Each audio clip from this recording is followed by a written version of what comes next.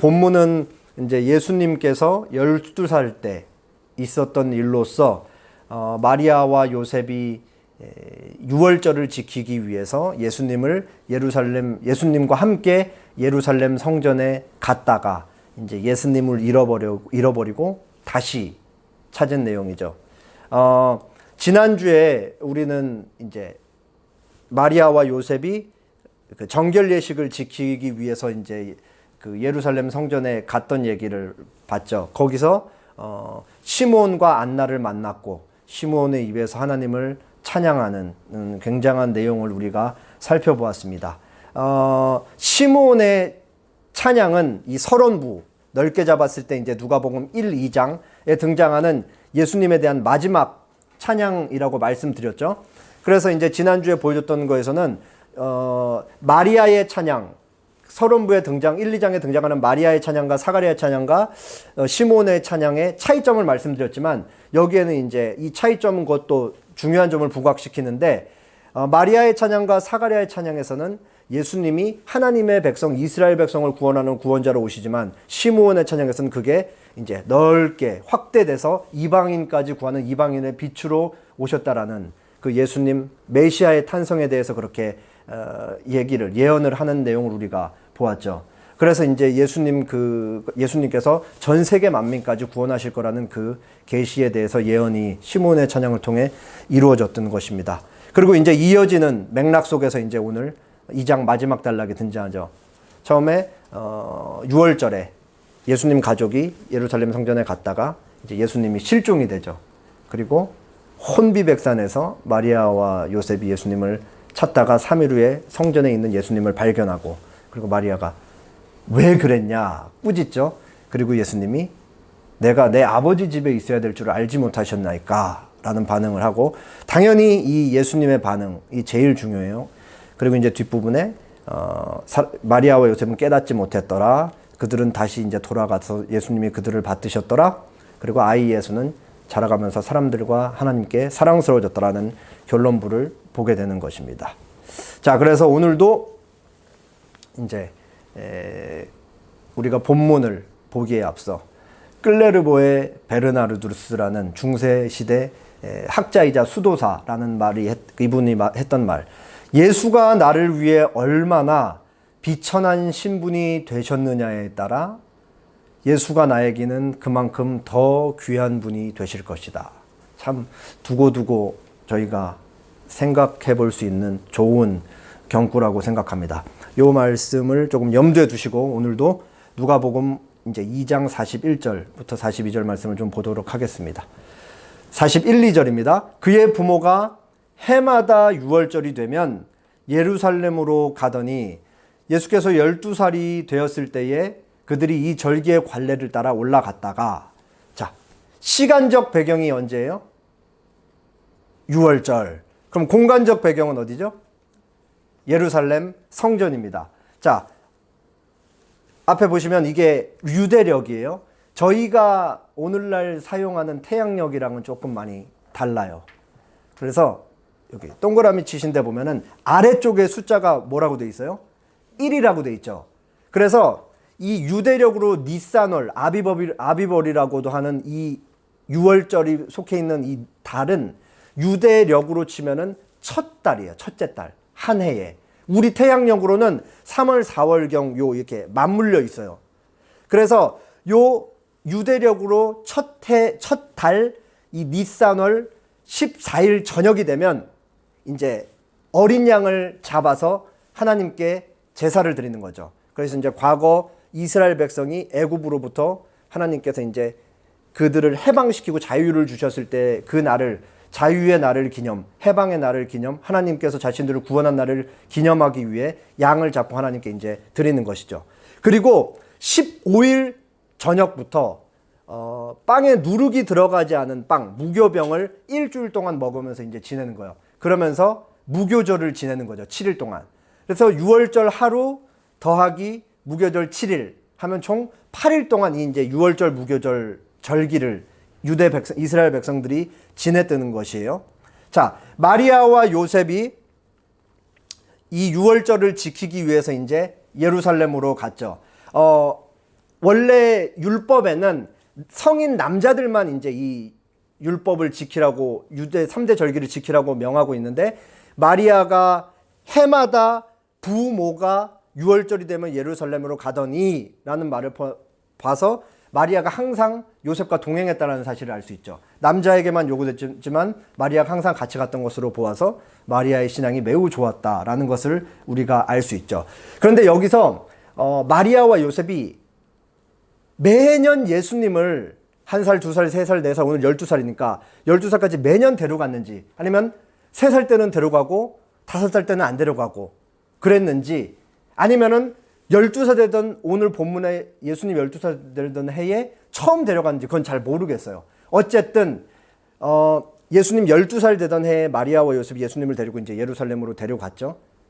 여기서 중요한 사실 한 가지는 유대인들은 13살이 되면 이제 성인이 된다는 거예요. 성인식. 그래서 이제 예수님은 13살부터 이제 그 절기 때마다 예루살렘에 내려가서 성전에 가가지고 절기를 지켜야 되는 그런 것을 가르치기 위해 이제 예수님 12살 예수님을 데리고 마리아와 요셉이 성전에 갔던 것이죠. 그리고 이제 문제가 발생해요. 자, 43절에서 45절. 그 날들을 마치고 돌아갈 때에 아이 예수는 예루살렘에 머무셨더라. 그 부모는 이를 알지 못하고 동행 중에 있는 줄로 생각하고 하룻길을 간 후 친족과 아는 자 중에서 잣되, 45절, 만나지 못함에 찾으며 예루살렘에 돌아갔더니, 43절 시작하는 부분을 보면은 이제 그 날들을 마치고 돌아갔다. 그 날들은 뭘 의미할까요? 6월절에서 무교절까지 진행되는 그 모든 8일의 기간을 다 마치고 돌아갔다라는 거예요. 이때 당시에 그러니까 하루 머무르면 머물수록 이제 재정 부담이 커지기 때문에 많은 사람들은 그냥 하루 이틀 정도만 참여하다가 이제 자기 본 집이 있는 대로 돌아갔다 그래요. 근데 이제 요셉과 마리아는 8일 동안 충분히 이제 다 지내고 이제 돌아가죠. 그리고 이제 아이 예수는 예루살렘에 머물렀더라. 머무셨다라는 동사의 주체, 주어가 누구죠? 아이 예수. 그러니까 이 되게 이상하잖아요.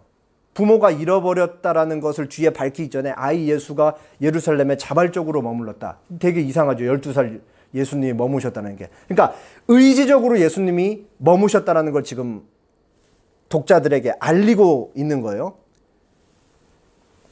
그래서 이제 아이 예수님이 이제 의지적으로 이제 여기 예루살렘에 머물렀고, 이 부모는 이거를 알지 못한 채 이제 집으로 돌아가죠.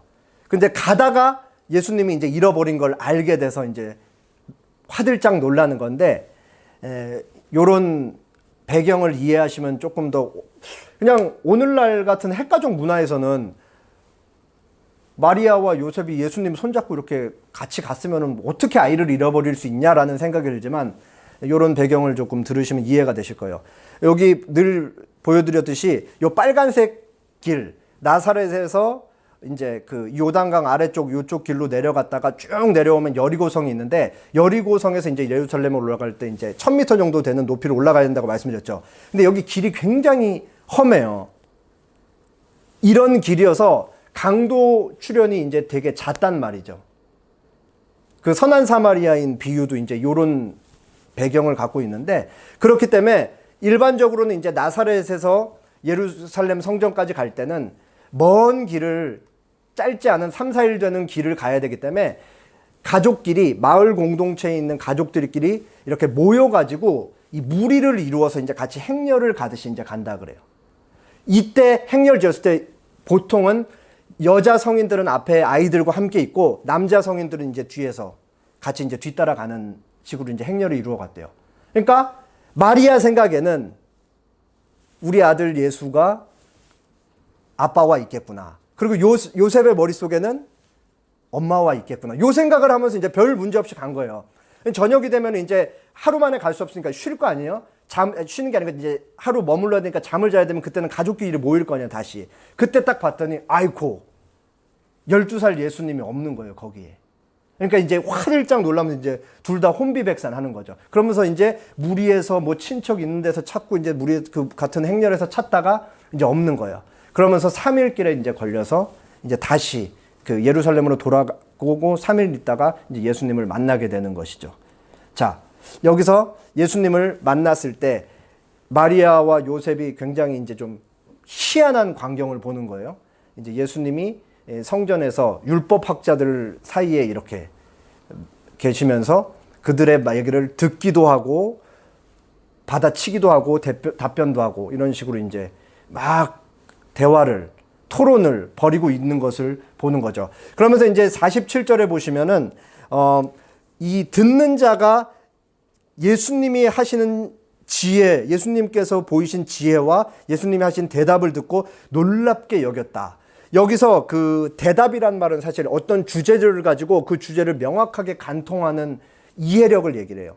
그러니까 율법에 대한 구약 성경에 대한 굉장히 다양한 주제를 가지고 이제 토론을 막 벌였을 텐데 거기서 예수님이 하는 질문들도 엄청나게 날카롭고 사실은 12살 예수님이지만 이들의 선생 위치에 있었겠지만 가르치지 않고 토론을 하면서 날카로운 질문들하고 이 율법 선생들이 하는 얘기도 아주 정확하게 이해하는 걸 보면서 사람들이 다들 놀란 거죠. 여기서 놀랐다라는 말은 화들짝 놀랐다, 깜짝 놀랐다 그런 의미예요. 자, 그리고 이제 토론이 끝나고 이제 마리아와 요셉이 예수님한테 가죠. 48절 그의 부모가 보고 놀라며 그의 어머니는 이르되 아이야 어찌하여 우리에게 이렇게 하였느냐 보라 내 아버지와 내가 근심하여 너를 찾았노라. 49절 다 같이 시작. 예수께서 이르시되 어찌하여 나를 찾으셨나이까 내가 내 아버지 집에 있어야 될 줄을 알지 못하셨나이까 하시니. 자, 그의 부모의 반응이 뭐예요? 놀랐다. 근데 여기서 왜 놀랐을 거예요? 마리아와 요셉이. 아이쿠 우리 12살 예수가 저렇게 똑똑했네? 이래서 놀란 게 아니에요. 화가 난 거죠. 너무 이상하잖아요, 사실. 자기들은 아들 예수가 없어져서 너무 놀란 상태로 3일 길을 막 헤매면서 왔는데 우리 아들이 아무렇지 않게 저기 앉아가지고 너무 태연하게 저 율법 학자들이랑 막 토론을 벌이고 있는 거예요. 이 마리아가 화가 치밀어 오르죠. 그런 의미에서 놀랐다라는 거예요. 그러면서 이제 예수님을 꾸중하잖아요. 너 도대체 왜 그랬니? 왜 우리한테 이렇게 했니? 그러면서 네 아버지가 근심하며 너를 찾았다라고 얘기를 하죠. 자, 그러니까 이 예수님의 이상한 어떤 행동을 통해서 이제 마리아가 꾸중을 하고 예수님이 대답을 하세요. 예수께서 이르시되 어찌하여 나를 찾으셨나이까? 내가 내 아버지 집에 있어야 될 줄을 알지 못하셨나이까? 라고 대답하죠. 여기서 이 49절 예수님이 기록된 성경상으로는 첫 번째로 하신 말씀이에요. 첫 번째. 당연히 중요하겠죠. 너무나. 첫 번째로 하신 말씀에 우리 적어도 두 가지 사실을 알아야 돼요. 첫 번째로 예수님께서 하나님을 가리켜 뭐라고 지칭했는지. 내 아버지. 파란색 글씨로에는 마리아가 너의 아버지라고 얘기했죠. 자, 여기서 마리아가 말한 너의 예수님을 가리켜서 너의 아버지라고 말한 사람은 누구예요? 요셉이에요. 요셉은 성경 기록에도 그렇게 나와 있죠. 예수님의 생물학적 아버지는 아니지만 법적 아버지가 맞아요. 그렇기 때문에 마리아가 예수님을 보면서 말하면서 요셉을 네 아버지라고 얘기한 거는 틀린 말이 아니고 맞는 말이죠.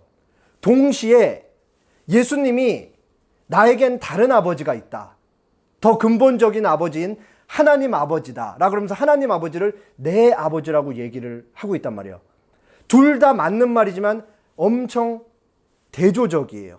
그러면서 예수님이 사실은 당신이 말하는 내 아버지라고 하는 요셉보다는 나한테는 더 근본적인 하늘아버지가 계시다라는 사실을 알리신 거예요. 이거 이해 못해요. 당연히. 뒤에 나오죠. 두 번째는 내 아버지의 집에 있어야 될 줄을 알지 못하셨나이까? 라는 좀 더 이제 그 한 문장인데 각주 한번 보시겠어요? 성경책 각주? 요 49절 내 아버지 집에 있어야 될 줄을 알지 못하셨나이까? 보면은 밑에 뭐라고 나와 있죠? 1 하고 또는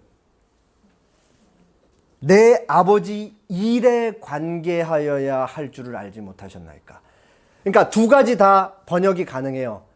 근데 그러니까 어떤 번역을 취하느냐에 따라서 설명 방식이 조금 달라질 수 있겠는데, 저는 하나님 아버지, 내 아버지 일이라는 번역을 취해서 이제 설명을 드리면은, 여기서 예수님이 말한 내 아버지의 일은 뭘까요?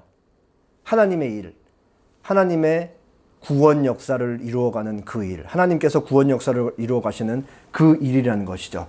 그 일에 관여해야 될 줄을 내가 알지 못하셨습니까? 하나님 아버지와의 관계, 하나님은 내 아버지라고 말하면서 나는 내 아버지의 일에 관여해야 된다 라고 말씀하신 것이죠. 자기를 꾸짖는 마리아에게. 이 말은 예수님이 이미 12살 때부터 명확한 인식이 있으셨다라는 거예요. 자기는 하나님의 일을 위해서 이 땅에 태어났고 그 일을 위해 살아가야 될 것이라는 것.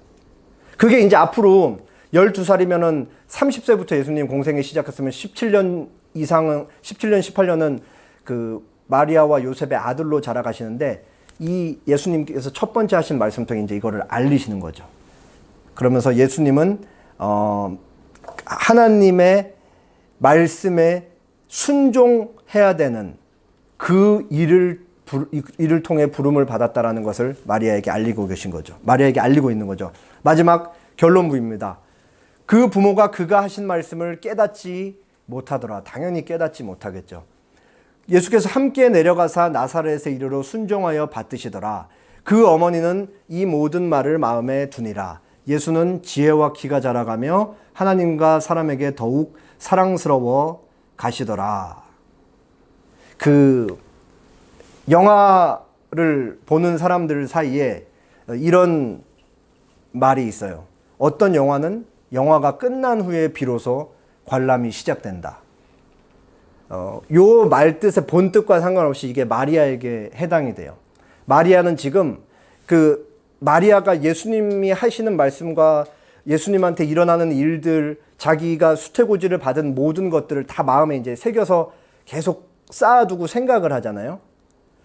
그때 당시에는 이것을 이제 이해를 못 하는데, 예수님 십자가에서 돌아가시고 부활하시고 하늘에 올라가셨다가 이제 오순절 때 성령이 강림하시면 그때 비로소 자기가 머릿속에 담아두었고 마음속에 간직했던 이 일들이 하나하나씩 착착착착착착 이제 이해가 되는 거죠. 그런 의미에서 이제 그때에 비로소 이제 마리아는 자기한테 일어나는, 예수님과 자기한테 일어났던 일들을 이해를 할 수 있게 되는 거예요. 그리고 누가복음 2장에 나타난 이제 누가가 묘사하는 예수님에 대한 이 표현들을 보면은 16절에는 아주 이제 막 태어난 아이에 대해서 얘기를 하고, 40절에 보면 아기, 43절에 아이, 52절 오늘 본문에는 이제 이름을 비로소 이제 얘기를 하죠. 예수. 그러면서 이렇게 자라가는 예수님이 어땠다.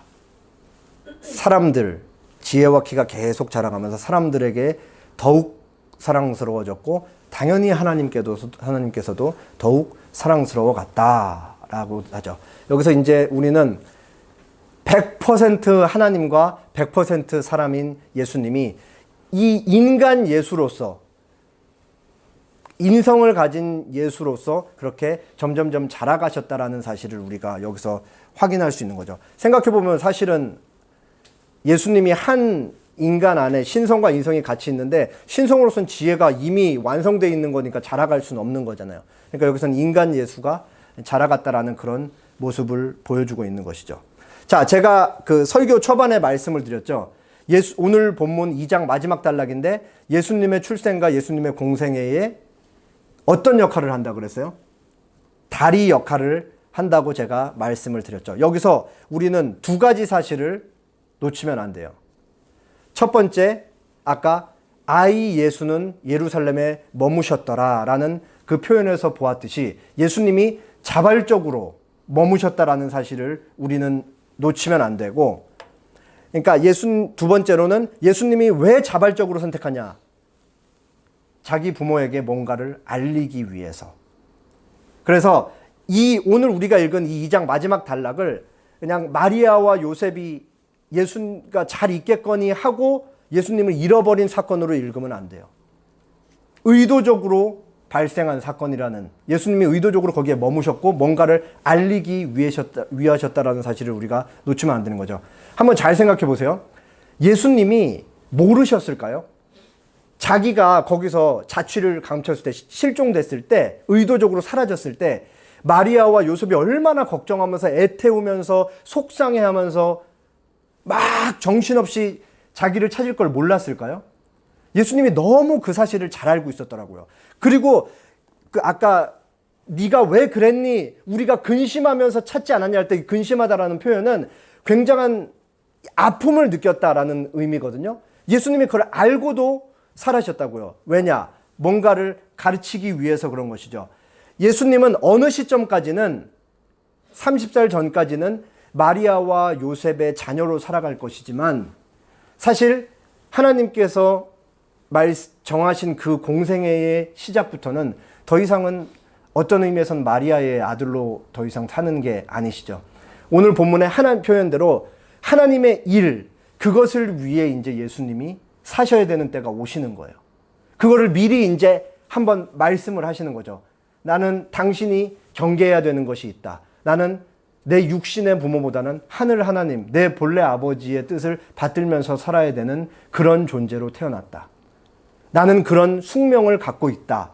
라는 것을 알리신 것이죠. 그리고 이 예수님이 하나님의 뜻에 순종할 수밖에 없는 숙명은 사실은 마리아의 숙명과도 직결되어 있어요.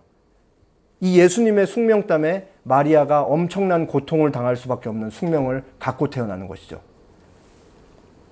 왜냐하면 마리아는 예수님의 아들이기 때문이에요.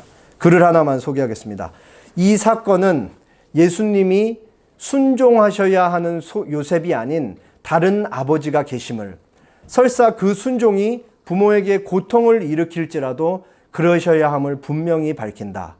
마리아는 하나님이 자신에게 주신 아들을 잃어야만 그분을 자신의 구세주로 얻을 수 있을 것이다. 이제 장차 지금은 마리아가 12살 예수와 대면하고 있지만 이제 한 17, 8년, 9년이 지났을 때 마리아가 마주해야 될 상황인 것이죠. 바로 자기 아들의 죽음인 거예요. 동시에 이 아들은 자기 아들이 아니고 하나님이니까. 그래서 이제 그 마리아가 맞이할 수밖에 없는 이 숙명에 대해서 얘기를 하고 있는 거죠. 이 세상 어떤 사람도 예수님의 죽음과 부활을 통하지 않고서는 예수님을 구주로 얻을 수가 없는 것이죠. 이거는 당연히 예수님을 직접 낳은 마리아도 마찬가지인 거예요. 그렇기 때문에 예수님이 이것을 미리 알리신 것이죠. 그리고 지난주에 이미 시몬이 마리아를 보면서 예언을 했잖아요. 칼이 네 마음을 찌르듯 할 것이다. 그 고통의 때에. 이게 얼마나 심한 고통과 처절한 고통을 느끼게 될 것인지, 칼이 몸속으로 들어오는 듯한 고통을 느낄 것이다. 그렇게 얘기했죠. 제가 계속해서 요셉을 빼고 이제 마리아에 대해서만 얘기하고 있는데, 요셉은 아마 오늘 12살에서 예수님 공생이 시작하는 그 사이 시간, 한 17, 18년 사이에 죽었다라고 이제 학자들이 얘기를 해요. 왜냐면 그 이후엔 등장하지 않으니까.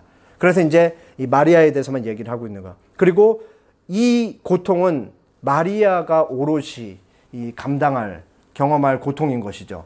그래서 이제 예수님은 이미 12살 때부터 하나님과 자신과의 관계 속에서, 아버지와 아들이라는 관계 속에서 자신이 감당해야 될 사명이 무엇인지를 정확하게 인식하고 계셨다라는 사실이에요. 이것은 반드시 마리아에게 굉장히 고통스럽고 힘든 상황을 줄 수밖에 없을 것인데, 차마 이 사랑하는 아들이 엄청난 고난을 당하고 십자가를 질 수밖에 없는 그것을 아들이 그 일을 당하는 거를 마리아 입장에서는 이제 쉽지 않았던 거죠. 그럼에도 불구하고 두 가지 명확한 사실이 있어요. 하나는 예수님이 하나님의 일을 감당하실 수밖에 없기 때문에 십자가에 죽어야 되는 일과, 그것은 마리아에게 엄청난 힘겨운 시간, 상상할 수 없는 시간을 줄 것이라 라는 것이죠. 왜냐하면 예수님은 태어나는 그 순간부터 하나님의 일만을 위해 태어나기 때문이에요. 사실 우리도 이 예수님과 동일한 자리로 부름을 받죠. 우리는 하나님께서 우리를 택하시고 우리를 자녀로 삼는 순간부터 하나님을 아버지라고 부르지만, 동시에 우리가 부모라고 부르는 우리 육신의 부모가 있고 사랑하는 가족들이 있잖아요. 예수님이 어느 시점에 이 자기 엄마인 마리아가 너무나 힘들어하고 고통스러워할 것을 알지만 하나님의 뜻을 감당하기 위해서 그 공생애에 발을 내디딜 수밖에 없는 시점이 있듯이 사실은 우리도 동일한 이 자리와 그 시점으로 부름을 받는 것이죠. 어떤 의미에서는 우리가 하나님의 뜻을 쫓기 위해서 어떤 선택과 결정을 할 때는 그것이 내가 이 땅에서 가장 사랑하는 존재인 내 부모나 내 사랑하는 자식이나 내 가족에게 엄청난 고통을 안겨줄 수 있다는 사실인 것이죠. 사실은 조금 더 적극적으로 말하면 내가 하나님을 쫓아 살고자 하면 할수록 이러한 지점들과 더 자주 우리는 만날 수밖에 없을 거예요. 만약에 우리가 어떠한 불의 앞에 하나님께서 기뻐하시지 않는 상황이나 사건 앞에 그저 그냥 눈을 한번 지그시 감고 모른 척하고 지나가지 않고 그것을 주님의 뜻대로 살고자 할수록 사실은 우리 주변에 있는 사람들을 아프게 할 수 있는 상황이 더 많이 발생할 수 있다는 것이죠. 왜냐? 이 세상이 그렇기 때문에 그래요. 가이사 아구스도가 다스리는 세상이고 만만치 않은 세상이고 정의, 하나님께서 기뻐하시는 정의가 구현되기에는 우리 주변에 난제해 있는 수많은 사건과 사람들이 너무 악하기 때문에 그런 것이죠. 그래서 어쩌면은 우리는 평생 이 갈등 속에서 살아가야 할 수밖에 없을 것 같아요. 하나님의 뜻을 쫓을 것인가? 가족을 아프게 하면서도 하나님의 뜻을 쫓을 것인가? 아니면은 눈을 한번 지그시 감을 것인가? 이승우 작가의 글을 소개하겠습니다. 이상을 거세당한 채 현실의 잡다함에만 붙들려 사는 사람을 보는 일은 참담하다. 그렇지만 현실을 외면한 채 이상에 붙들려 사는 삶이란 한낱 망상이고 허구에 불과할 것이다. 높은 곳을 향한 비전을 상실한 채 땅을 기어다니는 꼴은 추하다. 그렇지만 땅의 조건을 무시한 채 그저 높은 곳으로만 솟구치려는 모습도 보기 좋은 것은 아니다. 아니, 그것이 가능한지부터 질문해야 한다. 땅 위에서의 삶을 내팽개치고 따라야 하는 하늘의 법칙을 나는 믿지 않는다. 당연한 이야기지만 우리는 땅에서 산다.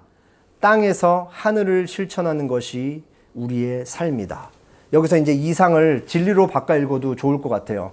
우리가 진리를 외면한 채, 우리는 그리스도인이기 때문에 진리를, 하나님의 말씀을, 하나님의 뜻을 외면한 채 온갖 이 현실의 잡다함에만 끌려 살면 그것만큼 불행하고 비참한 일은 없을 거예요.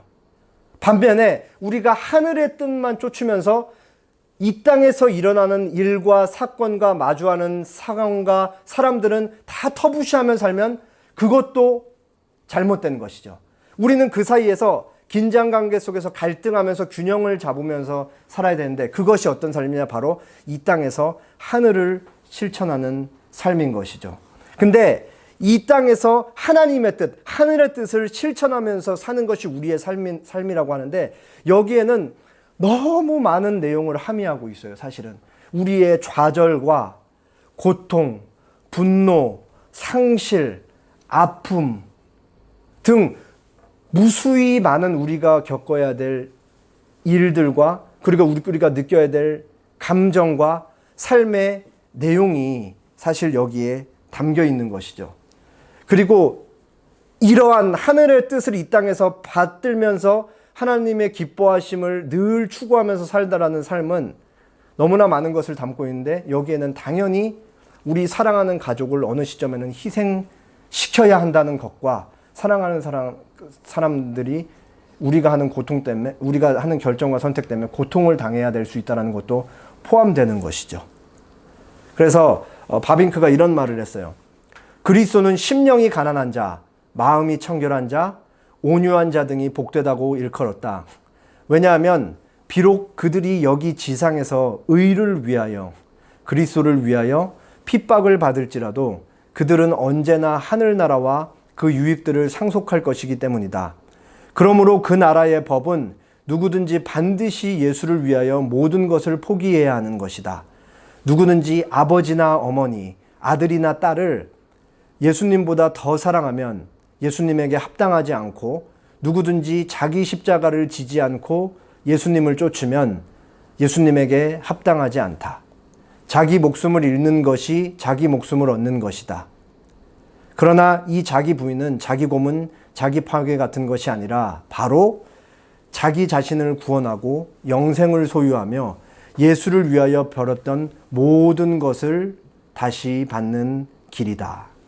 우리의 삶의 우선순위는 항시 예수님이어야 하고, 예수님의 삶이어야 하고, 예수님의 가르침이어야 하죠. 그리고 우리가 그리스도인으로서 예수님을 온전히 쫓고자 할 때 우리에게도 고난이 필연적인 것이고, 우리가 사랑하고 지키고자 하는 누군가에게도 그것은 필수적으로 고난일 수밖에 없는 거예요. 고통일 수밖에 없죠. 이것이 모든 그리스도인에게 요구되는 십자가의 삶인 것이죠. 예수님도 자기 육신의 어머니인 마리아를 고통스러워할 때 마냥 기뻐하셨을까라는 생각을 조금 해봐요. 아마도 예수님도 평생 이 문제 때문에 갈등하면서 사셨을 것 같아요. 그렇기 때문에 성경은 이런 예수님이 갈등 속에 놓여서 한평생 고민하면서 사셨기 때문에 우리를 체휼을 하실 수 있다. 몸소 직접 우리가 겪는 고통을 공감하시고 연민하실 수 있다라는 그 표현을 쓰시는 거잖아요. 직접 경험하셨기 때문에. 예수님도 우리와 똑같은 그 갈등 속에 놓여 있다라는 사실. 그리고 예수님께서 십자가 위에서 서서히 죽어가실 때 그 아래에서 눈물을 흘리면서 자기 아들이자 예수님이 죽어가는 그 십자가를 바라보는 그 자기 엄마의 그 눈빛과 눈물을 보면서 예수님의 마음은 어땠을까? 얼마나 찢어지지 않았겠어요. 사실 생각해보면. 그렇지만 예수님은 하나님의 뜻에 순종하고 하나님의 일을 위하기 위해, 그리고 십자가를 향해 지금까지 살아왔고 그 일을 반드시 해야만 하기 때문에, 그것이 하나님의 뜻이니까 예수님은 그 고통을 감내하고서라도 사실은 이 일들을 할 수밖에 없는 것이죠. 그것이 예수님의 숙명이고 또 마리아의 숙명이고 더 나아가서 우리의 숙명인 것이죠. 그래서 다시 한번 이 말씀을 조금 생각해 보셨으면 좋겠어요. 예수가 나를 위해 얼마나 비천한 신분이 되셨느냐에 따라 예수가 나에게는 그만큼 더 귀한 분이 되실 것이다. 우리가 예수님을 사랑하는 마음이 크면 클수록 예수님을 더 당연히 귀하게 여길 것인데, 예수님을 우리가 귀하게 여기면 여길수록 우리가 이 땅에서 하나님의 뜻을 받들어 진리의 삶을 살고자 할 것이죠. 그런데 역설적으로 우리가 그렇게 살면 살수록 거기서 우리에게 오는 고통과 우리가 사랑하는 사람에게 줄 수밖에 없는 고통은 불가피하다라는 것이죠. 마지막으로 시 한 편 읽고 마치겠습니다. 도종환 시인의 흔들리며 피는 꽃이라는 시입니다. 흔들리지 않고 피는 꽃이 어디 있으랴. 이 세상 그 어떤 아름다운 꽃들도 다 흔들리면서 피었나니, 흔들리면서 줄기를 곧게 세웠나니 흔들리지 않고 가는 사랑이 어디 있으랴. 젖지 않고 피는 꽃이 어디 있으랴. 이 세상 그 어떤 빛나는 꽃들도 다 젖으며 피었나니, 바람과 비에 젖으며 꽃잎 따뜻하게 피었나니 젖지 않고 가는 삶이 어디 있으랴. 기도하겠습니다.